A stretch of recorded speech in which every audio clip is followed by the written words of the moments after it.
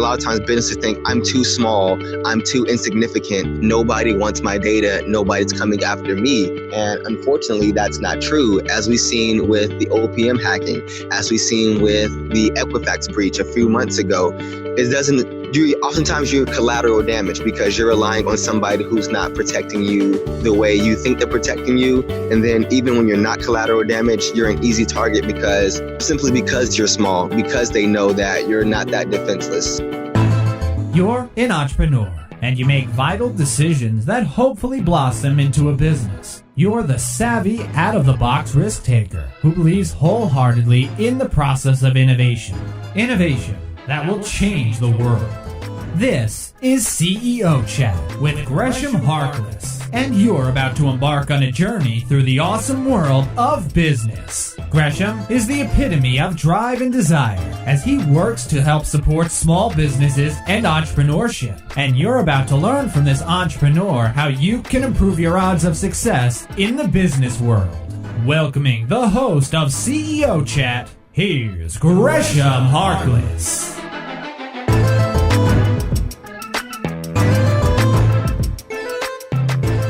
Hello. This is Gresham Harkless from CEO Chat, powered by CBNation.co and Blue 16 Media, your choice for all your website design and digital marketing needs. And this was an awesome chat with Clemonts Jr. Jay is the owner of Technificent Solutions, and he is an IT expert with over 12 years of experience in various forms of information technology. And his firm, Technificent Solutions, based out of the Washington, D.C. area, focuses on cybersecurity. Now, during the chat, we spoke about his background, how he came up with the name of his company, and he left us with 3 very important things you want to consider as entrepreneurs and business owners when starting and building your IT infrastructure. So what I want you to do is sit back and enjoy this CEO Chat with Clemonts Jr. of Technificent. All right, Jay, are you still there with me? Yep, still here. Awesome. Well, I just wanted to thank you so much for kind of taking time out of your schedule to kind of speak with us and tell us a little bit about you, your background, and your business. One of the first questions that I have is I just kind of give you the floor and ask you if you can tell us a little bit about you, your background, and what led you to start your business. Okay, cool. Not a problem. And then first and foremost, thank you for inviting me to come and do this. Any chance I get to help others, anytime I get to do something for others, I like to. My story as far as it relates to my company is really simple. I've been doing IT probably all my life, but I've been doing it professionally ever since I first turned 18. I went off and I joined the Army, and that's where I got a lot of my initial IT experience, a lot of IT training. And at the time, when it first happened, I didn't realize how great and how valuable it was. But here I am, 12 years later, IT superstar. I've done work with the Army, of course. I've done work with the Navy, CNIT, Commander, Navy Installations Command. Earlier this year, I had a brief stint with the House of Representatives, helping them overhaul their IT security. So I've been in the IT game quite a while, and I never really had the entrepreneurial spirit until I was in college. I was going for my bachelor's degree and going back to get the education to match the experience that I already had. And I took an entrepreneurship class, and I was like, wow, I can do this. I started watching Shark Tank, actually, and I seen some of the stuff people was creating, and I'm like, there's no way that I can't think of something better. So it's actually with the House of Representatives, and I was working there early last year, and I ended up getting fired. And it wasn't anything personal. The CIO didn't really like contractors, so she went through over the course of 4 successive waves and really got rid of at least 85% of the contractors that was doing work for the House of Representatives. Oh, wow. So the next day I went to a job fair and I got a job offer, and it was a 40% pay cut. And I said to myself right then and there, as much as it depends on me, I'm never going to put myself back in that position where somebody can wipe out almost half my pay with the phone call. So the day after that, I started my company, actually. And it's been a slow start, but I'd rather take a slow, deliberate start than a quick, decisive failure. So I feel pretty good about where I am, where I'm going, and what I'm doing. Right. That makes perfect sense. And first and foremost, thank you for your service and everything that you've done for the country. But I'm definitely hard to hear. I'm sorry to hear, definitely everything that happened. But, I have had a very similar type story where I was laid off and, someone was asking me recently, like, what made you kind of say that I want to start this business? I want to do my own thing. And I think that was the catalyst for me. And it sounds like the very same thing kind of happened for you. Yeah. One of the mottos of my life is turning tragedy into triumph. So I'm glad to hear you was able to do it. And I feel great that, we were able to take these negative events in our life and totally capitalize on it. Right. Yeah, that makes perfect sense. That's the true ability of an entrepreneur to be able to kind of roll with the punches and anything that might happen or not happen, just continue to move forward. So I heard you mention that you've worked a long time in the IT industry. Could you drill down a little bit more and tell us a little bit more about what you do, your company, and what does IT really means for you? Oh, IT for me means a lot of different things. It's very wide. And that's actually one of the things I love about IT. With my one degree or with my 12 years of experience, if I get bored with one part, I can go to a almost completely unrelated part of it without having to go through any additional schooling or anything like that. For example, when I started off in the IT game, I did systems admin work and I did network admins work. But when I was a kid, and when I say kid, I mean young, I mean like early 90s, back with the browser wars, I was doing websites and I was coding websites in the very first, HTML before we had anything like CSS, back when you had to use like Flash and JavaScript to make things move. I'm probably dating myself a bit, but, I took that same experience as a kid, was doing IT as web design, as a young adult was doing IT as systems administration and network administration. And now I'm doing cybersecurity. And that's a lot of what my firm is built off too.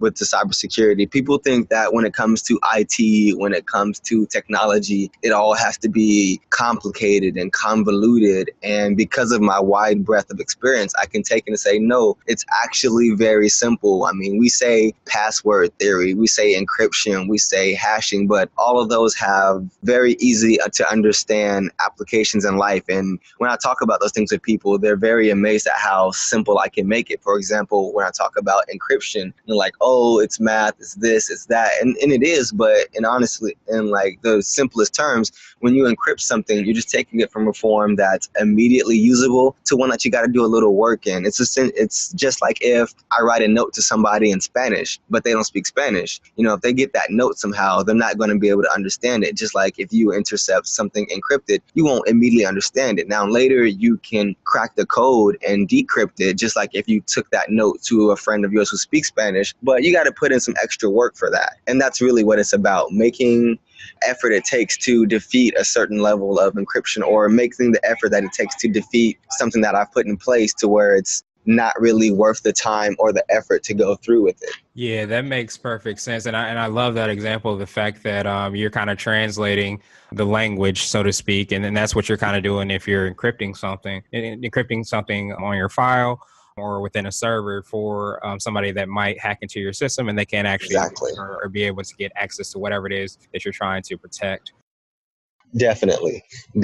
So, I mean, with my wide breadth of experience, I'm able to do that. And that's one of the things that I like to bring to other businesses and owners and say, hey, you started this company, you're not a technical guy, but you don't need to. You just need to hire somebody who is, whether that's me or whether that's not. But, you need to have, just like you need to have a certain understanding of your car and how it works. You need to have a certain understanding when it comes to tech. You need to understand that your car needs oil. You don't need to put oil in your car. You need to get oil changed if you want your car to run. Or you also need to understand that, hey, we shouldn't have all of our employees logging on with the same account. If you want to hold people accountable, hey, we probably shouldn't have 4-character passwords. It might be easy to remember your birth year, but that's really not the best practices when it comes to these kind of things. So that's a lot of what I do. That makes perfect sense. And yeah, I'm definitely not a cybersecurity expert, but I know you never want to use the word password as your password. I know that's one thing that is a big no-no. Definitely.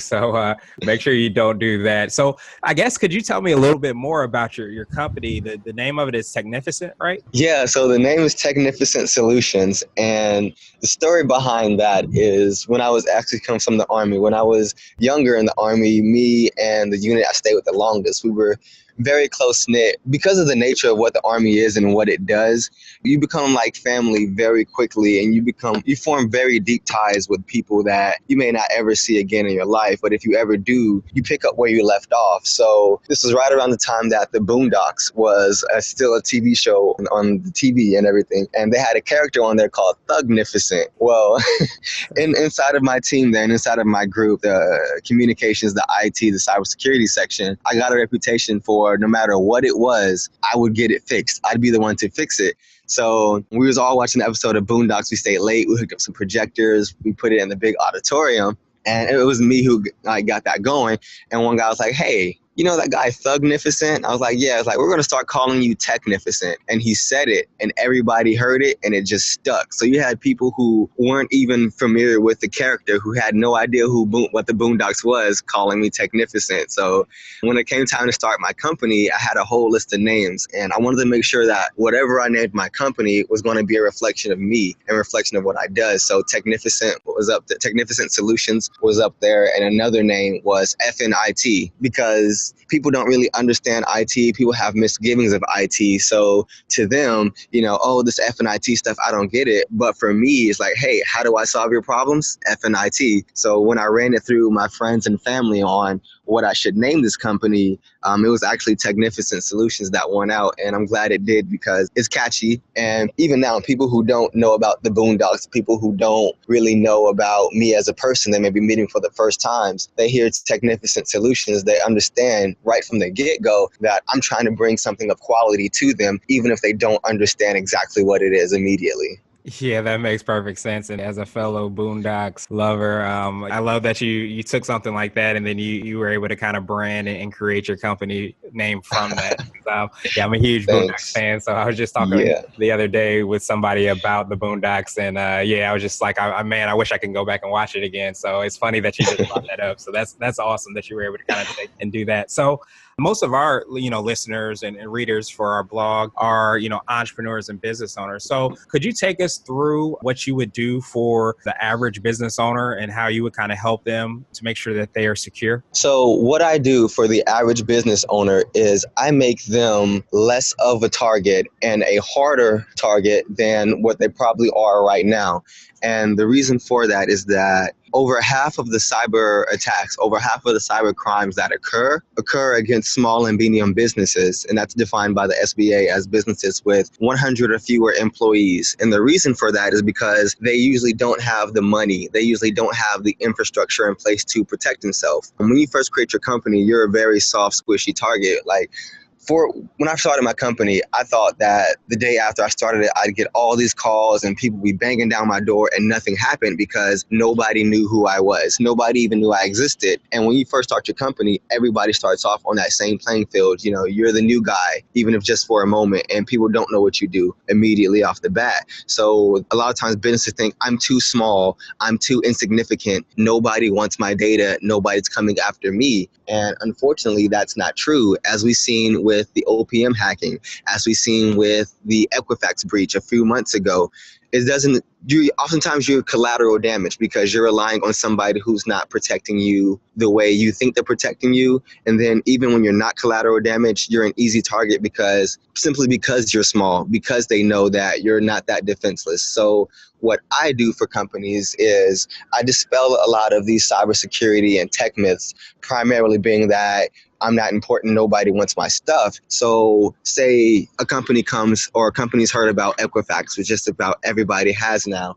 And they say, yo, I'm worried about, my information. What can I do? So I'll come and I'll put together a little workshop and I'll say, hey, not from a finance perspective, but from a tech perspective, these are the things you need to do because this is what the landscape is now that half of America has their personal information out there, socials and phone numbers and addresses and anything you need to impersonate a person. So that's one of the things that I do. I do a lot of peace of mind, what I call it, peace of mind services for businesses, which is, hey, for example, down in Texas where they had a lot of floods, or in California right now where they have a lot of fires and mudslides, or even down in Puerto Rico now, which is just now starting to get its electricity back. I create plans for businesses, their disaster plans, their continuity of operations or coup strategies, things like that, and say, hey, in case your building's electricity goes out for a week and you can't process payments via credit cards and your cash register no longer works, this is the plan we're going to put in place to keep your business generating revenue. A lot of businesses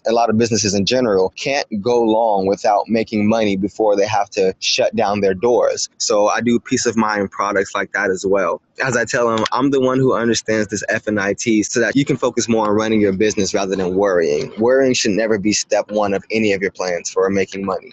Exactly. And it's funny that you mentioned that. Yeah, the F and IT, can drive people crazy. So it's a gift and and sometimes it can be a curse, but it sounds like a True. lot of what you're doing is a lot of, dare I say, like risk management, because you know that things might actually happen, but you're trying to reduce the likelihood that if something bad does happen, then you know that, okay, if this happened, then I'm going to take this step as a result of it because I'm already prepared. Yeah, that's fair. A lot of it is risk management, especially what I'm trying to do, immediately out of the gate. A lot of what I like to do is infrastructure as well. For example, WannaCry, if you remember the whole WannaCry ransomware that was spread a few months ago and everything, it spread because a lot of companies was running old, outdated, unpatched software that really had no business in a production environment. Like the systems that were vulnerable to it, if I'm not mistaken, were systems that were put in place back in 2012. I don't care what kind of life cycle refresh you have, whether it's 3 years, 5 years, whatever,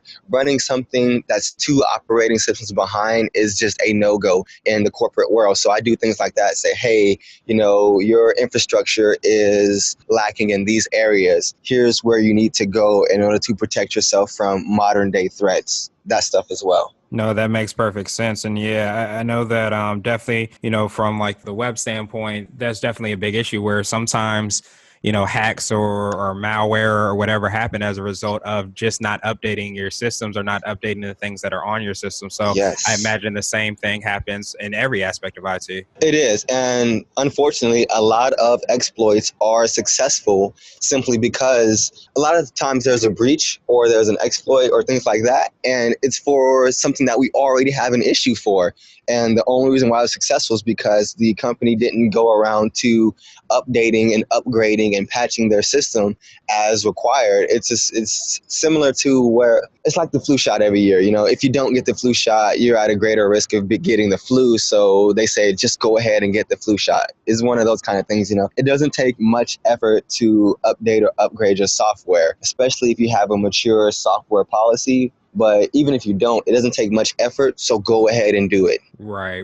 Yeah, that makes sense. It's just all about being on the offensive instead of the defensive. You don't want something to happen when you can take those steps prior to something actually happen and reduce your likelihood of having a catastrophe. Exactly. Now, in the business owner's defense, like I said earlier, when people who start a business, they're not always technically inclined. So I get that they might not even know that, hey, I shouldn't be running my business off Windows 8 anymore, even if it was the previous software, or they know they shouldn't be using Windows XP, but it's the only one they know how to work. So in a sense, I kind of get that. But at the same time, you need somebody who does. I think every business, when they start, one of your first hires definitely should be an accountant and a lawyer. Maybe that number 3 guy or girl should be, someone who is cyber or tech inclined. You need that on your team. It's a must for modern day business now. Yeah, and I would definitely echo that. And, it's funny because it was always siloed, like technology was its own type of business. But in reality, technology kind of overlaps every aspect of business. It doesn't matter if Exactly. you're a owner of a yoga studio or you have a Fortune 500 company or you're just starting something up in your garage.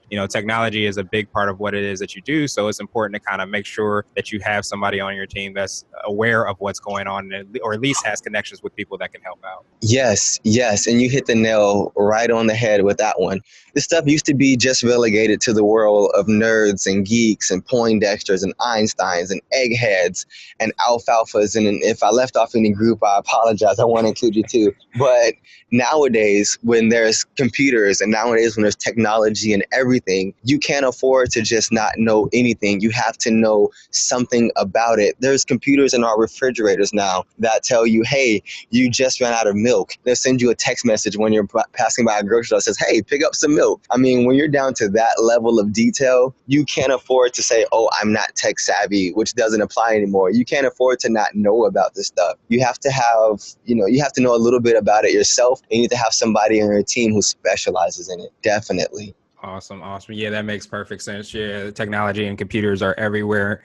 and everything that we're doing on a day-to-day basis. So I know you mentioned that, and I'm glad you definitely, spoke on that, where a lot of entrepreneurs and business owners believe that, they're small, I'm just getting started with my business, so no one's going to hack me, no one has to worry about, what I have on my computer. But you definitely said that that is definitely not true. That's definitely something that can happen. So what advice or what tips would you give to those entrepreneurs and business owners that want to, upon hearing this, want to start taking care of their technology? I would say it's one of those things that you can do yourself. As long as you're willing to read, you can do a lot of tech yourself. But if you don't want to, offload that onto somebody like myself or my company that specializes in it, that loves it. But at a very minimum, you need to make sure that you're protecting yourself. And a lot of that has to deal with, first with the passwords, with your passwords and things like that. I personally hate the password. I think passwords have absolutely no place in modern cybersecurity. Passwords are for kids trying to keep people out of their pillow forts and clubhouses. I really don't feel like they're part of a cybersecurity solution. But on the flip side, they're the most ubiquitous form of authentication. Just about every app, every account created nowadays has to have a password with it. So I say, first and foremost, learn to do passwords better. Every year, several different organizations publishes a list of the most common passwords, and try not to use those. You spoke to it earlier. Hey, let's not use password, whether it's a capital P, whether it's the letter 5 instead of an S or a $sign. Stuff like that isn't fooling anybody anymore. And to speak more on that, the rules for passwords have just changed, and it's actually made it easier for a lot of people. I know most people think that passwords have to have, 96 characters and letters and numbers and emoji and symbols and a gang sign and a haiku, but that's no longer the case anymore. The number one length is make it long, even if it's just the comic XKCD, and the guy who invented the passwords, you can read this in the latest NIST publication as well, NIST publication as well. They just say that the biggest thing you want to do is make it long, even if it's plain text. For example, you have an 8-character password, letters, numbers, and symbols. With modern computers the way it is, it'll take maybe about a week to crack that password. And you're thinking you're doing everything right. Your passwords get caught up in the latest database breach, and now a week later, criminals have access to your data. Whereas if you take the phrase correct horse battery staple, even just those words, which are found in the dictionary, which used to be a no-no, it would take them several lifetimes to crack that password, even though it's just lowercase letters, because it's simply long. So the biggest thing now is to make it long. The second advice I would give to people, back and going off the password thing, is two-factor authentication. Passwords are a terrible way to protect anything. Going back to the tree, for example. So you make sure you turn on two-factor authentication for everything you can turn on two-factor authentication. And all two-factor authentication means is that to log into an account or to get access to some kind of resource, you need more than a password. Maybe you put in your password and it sends you captures, a very good one after that, where you have to click the tiles of a street or something, or you log into your account and it sends you a text message with a code and you put that code in. Or if you're familiar with government work, you also have, you have your smart card, which is one form, and you also have the PIN, which is a second form. And that's now coming to credit cards because it's much more secure. So learn to do passwords better, two-factor authentication. And then the third is backup. Make sure that you have a backup plan for your data, and don't just rely on something like Microsoft OneNote or Google Keep as well. Do have a local backup. It's old school, it's low tech, I get it, but back up your data to a hard drive too. Put that hard drive someplace different. You want to make sure that you have multiple copies of your data, somewhat relevant, somewhat timely as well, but you want to have multiple copies of your data because you never know when one's going to be compromised. Unfortunately, I had a friend who she's a photographer. She had all of her pictures backed up from her 4-year career at that point, backed up on a thumb drive in her apartment. And unfortunately, her apartment caught fire. So she did the right thing by backing it up. But when the apartment caught fire, then she lost it. So people say, oh, well, I'll just throw it in the cloud. Okay, but Microsoft OneNote could shut down tomorrow and your data's gone, or you don't have access to your data, or whoever you're using. So make sure you have it multiple copies, multiple places in at least a timely manner. If your business can go if your business can operate with a week's worth of old data, then make sure that every week you're refreshing that. If your business can only survive a few hours or so, well, you might need to look into a more robust backup solution. That's one thing that I do help companies develop, but learning to do passwords better, two-factor authentication, backing up, that's not going to be the most protection you can have. It's not going to make you, as they call it, hack-proof, but it's going to set you up on a much better footing than if you didn't do any of those. Yeah, that makes perfect sense. And I appreciate you for providing those. So it definitely helps us as entrepreneurs and business owners to make sure we're not that low hanging fruit for that hacker where Exactly. somebody that does have an easy password or isn't using two-factor authentication or not backing up their data on a hard drive and also potentially in the cloud. We have all those things in place so that, if anything does happen, that we're always prepared. So that's awesome that you provided that. Not a problem. And I don't say it as a sales pitch. I say it because it's true, and I say it because I believe it. I've seen time and time again where someone, a cloud provider shuts down. So a business goes off their local backups, but because they never tested their backups, the backups actually weren't proper, so you can't restore. And they've had to go to where, I know one company, I'm not going to call them out, but one company went through that exact situation. And the only thing that saved them was that their systems admin had the presence of mind to take a backup copy of their data and put it in a bank safe deposit box. Now, it was old. It was probably about 3 weeks old at that point, but they didn't lose all their data. They just lost, 3 weeks, which they could go back and recreate from other things. So I've seen it work time and time again. So it's definitely something I believe in. Yeah, that makes perfect sense. Have a backup for your backup for your backup, so to speak. Yes. Awesome. So I know you're located in the DC, Maryland, and Virginia area. What I wanted to ask you is, what do you think makes this place, the DMV, such a great place to be an entrepreneur or business owner? I'm new to the DMV area. I haven't even been here a year. So as for why it's great for entrepreneurs, I can't so much speak on. I mean, if I'd had the presence of mind when I was still here in Atlanta, which is where I came here from, I would have did it then, but I didn't. So the best I can say to that is the DMV area is a great area for entrepreneurs because that's where I first started my company. That's where I went from 0 to 1. And there may be better areas out there, but for me, I'm very thankful for that I was here when I started my first company. And I'm just now at the beginnings of realizing how great an area it is. Now, maybe in a year, I have a better answer for you, but for right now, that's what it is. Hey, it is, as long as we have the founding of Technificent, that's a good enough reason for us. So we appreciate you being here and giving back to the community. Now, I truly appreciate you, Jay, for kind of taking some time out of your schedule. What I wanted to do was just kind of give you the floor to see if there was anything additional that you wanted to tell our listeners. And then lastly, I wanted you to let us know how best to kind of get in touch with you. Okay, just some lasting words. I really want to reiterate a point I made earlier. Technology in whatever form, IT, cybersecurity, risk management, disaster recovery, whatever, it's really not just for nerds and geeks and Poindexters anymore. If you're a business owner and you're listening to this podcast and you want to take yourself seriously and be taken seriously, which I'm assuming you do because you're here and you're listening, definitely start looking into this IT stuff. Definitely start looking into your cybersecurity. And if you don't know where to start, contact somebody like myself who does. Even if it's not me, contact somebody who can help you get started. That's usually the hardest part. And then once you get started, it's easy to maintain, but definitely start taking your IT infrastructure, start taking your cybersecurity more seriously. Just as the bare minimum about your car, come and learn the bare minimum about your infrastructure and your accounts and understand what's going on with your data, even if it's just at the very basic, very fundamental level. As for how you can reach me, I just had a website launch. I'm very proud of that. Technificent That's TECHNIFICENT Solutions.com.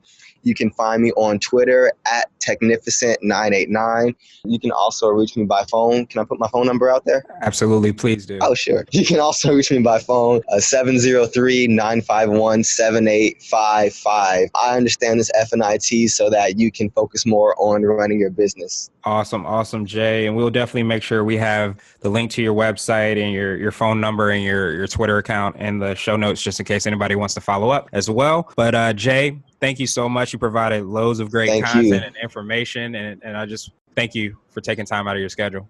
Thank you for the platform. Thank you for the offer, and just thank you for everything that comes from this. All right. Well, I hope you have a good rest of the day. You too as well, man. I'm not going to take up all your time. Have a great rest of your day, and I hope the year is very profitable and very, very good to you.